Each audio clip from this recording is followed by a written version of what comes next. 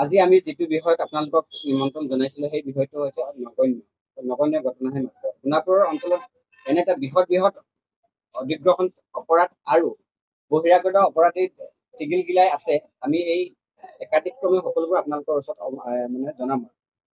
এতিয়া আহো মহেন্দ্ৰ মিত্তালৰ বিষয়ে। মহেন্দ্ৰ মিত্তাল এজন মানে তেওঁ বেটাৰী ফেক্টৰী আছে তেওঁ মানে হেৰিত আম্বেৰত, আৰু তেওঁ বেটাৰী ফেক্টৰীটো খুলিবৰ কাৰণে যিহেতু আমাৰ তাতে ট্ৰাইবেল বেল্ট এৰিয়া তেওঁ বেটাৰী ফেক্টৰীটো খুলিছে। বেটাৰী ফেক্টৰীটো খুলিবৰ কাৰণে তেওঁ কি কৰিছে, আৰ পি এছ'চিয়েশ্যনৰ নামত এটা কোম্পানী খুলি তেওঁ মানে সঞ্চালক হিচাপে আমাৰ জনজাতীয় মানুহ এজনক দিছে। জনজাতীয় মানুহজনৰ নামটো হৈছে আপোনাৰ জয়ন্ত বসুমতাৰী। এই জয়ন্ত বসুমতাৰী জনৰ নামত তেওঁ 4 বিঘা মাটি কিনিছিলে, আৰু 4 বিঘা মাটি কিনি তেওঁ বেটাৰী ফেক্টৰীটো আৰম্ভ কৰিছিলে। আৰু যদি দুখৰ বিষয়টো এইটো, আপোনাৰ যদি জয়ন্ত বসুমতাৰীক বিচাৰি যাওঁ সঞ্চালকজনক, এই জয়ন্ত বসুমতাৰীজন নামটো অকল নামতহে আছে, কিন্তু মানুহজন নাই। মানুহজনক বাৰম্বাৰ তেওঁক আমাক সাক্ষাৎ কৰিবৰ কাৰণে তেওঁক অনুৰোধ জনাইছিলো, তথাপিও তেওঁ মানে সাক্ষাৎ কৰাই নিদিলে। আৰু এটা বিষয়, তেওঁ 4 বিঘা মাটি কিনিছিলে। ইয়াত আছে 1 বিঘা মাটি তেওঁ 16,000কে কিনিছে।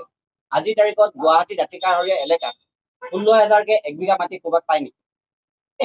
তেওঁ 16,000কে এইকাৰণে কিনিছে, আমাৰ জনজাতীয় মানুহখিনিক তেওঁ মানে অপৰা অজলা পাই প্ৰলোভন দি বয় বাবুকি দি পেলাই কিনিছে।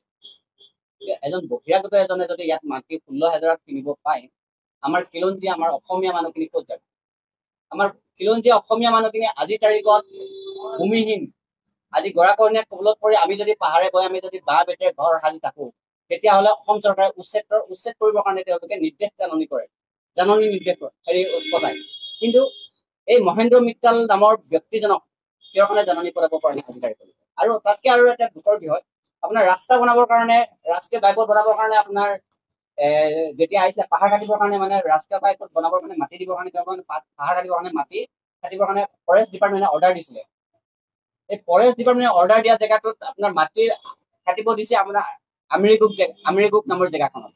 তাতে মাটি পট্টা বেলেগ, মাটি পট্টাটো হৈছে আপোনাৰ 65 মাটি পট্টা আপোনাৰ আমিৰিগুকক। কিন্তু তেওঁ কাটিব মাটিটো মহেন্দ্ৰ মিত্তাল নামৰ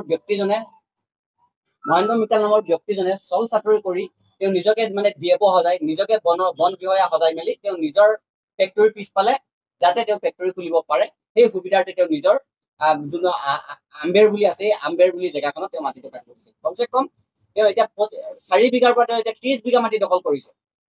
যোনটো মানুহে 4 বিঘা মাটি কিনিছিলে আমাৰ জয়ন্ত বসুমতাৰীৰ নামত, সেই মানুহজনে আজিৰ তাৰিখত তেওঁ 30 বিঘা মাটি তাতে কাটিছে, আৰু বেলেগ জেগাতো তেওঁ মাটি কিনিছে।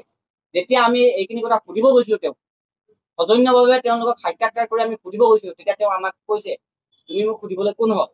মোক বোলে চৰকাৰে অৰ্ডাৰ দিছে। আমি চৰকাৰক সুধিব বিচাৰিছো অসম চৰকাৰক। অসম চৰকাৰে আমাৰ ট্ৰাইবেল বেল্টসমূহৰ মাটি, আমাৰ অসমীয়া খিলঞ্জীয়াসকলে মাটি আমাৰ ট্ৰাইবেল বেল্টৰ মাটি কিনিব পৰা নাই। সেই বহিৰাগত এজনক কেনেকে শ বিঘা মাটি কিনিবলৈ অনুমতি দিলে? প্ৰশ্ন, 1 নম্বৰ প্ৰশ্ন এইটো।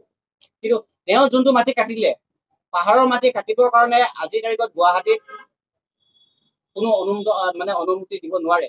অনুমতি যদি ৰাষ্ট্ৰীয় ঘাইপথ বনাবৰ কাৰণে দিছে যদিও সেই জেগাখিনি দিয়া নাই। সেই জেগাখিনি নিদিয়াকে তেওঁ কোনো অনুমতি নোহোৱাকে কেনেকে মাটি কাটিলে?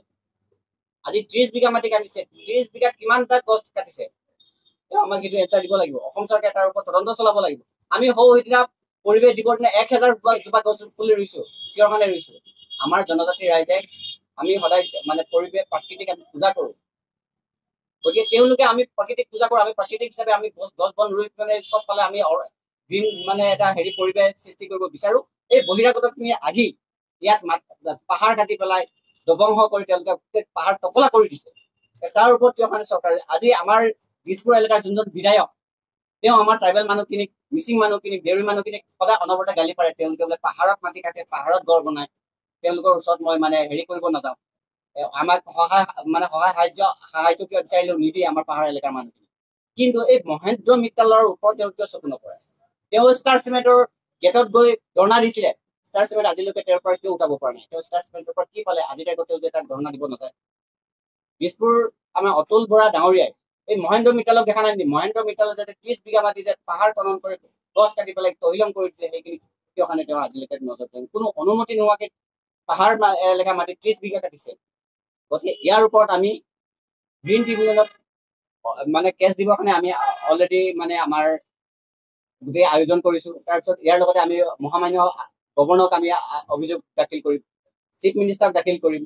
তাৰ ওপৰতো যদি তেওঁলোকক বিহিত ব্যৱস্থা নলয়, তেতিয়াহ'লে আমাৰ কেইবাটাও সংগঠনে একেলগ হৈ তেওঁৰ ওপৰত আমি নিজে ব্যৱস্থা ল'ম। কিন্তু এই ব্যৱস্থা লওঁতে যদি তাত কোনোবা ক্ষয় ক্ষতি হয় বা